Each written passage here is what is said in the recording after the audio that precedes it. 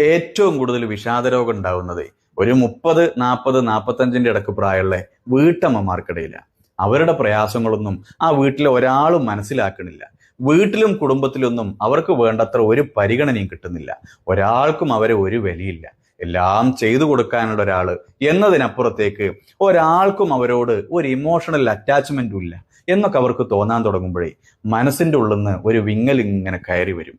കേൾക്കാൻ ആളില്ലാണ്ടാവുമ്പോൾ അവർ പറച്ചിൽ നിർത്തും. വേണ്ടപ്പെട്ടവർ പോലും പരിഗണിക്കാതിരിക്കുമ്പോൾ വേദനകളെല്ലാം ഉള്ളിൽ ഒതുക്കി വെക്കും. എന്നിട്ട് അവരൊറ്റയ്ക്കിരുന്ന് കരയാൻ തുടങ്ങും. ഉറക്കല്ലാണ്ടാവും, ഭക്ഷണം വേണ്ടാന്ന് തോന്നും. പതുക്കെ പതുക്കെ അവരൊരു അസുഖക്കാരിയായിട്ട് മാറും. പ്രിയമുള്ളവരെ, ഇപ്പറഞ്ഞവരുടെ കൂട്ടത്തിലെ നമ്മുടെ ഭാര്യ ഇല്ലാന്ന്, നമ്മുടെ ഉമ്മയില്ലാന്ന്, വേണ്ടപ്പെട്ട ഒരാൾ പോലും ഇല്ലാന്ന് നമ്മൾ ഉറപ്പുവരുത്തണം. നമുക്കും വേണ്ടി ഓടി നടന്നവരെ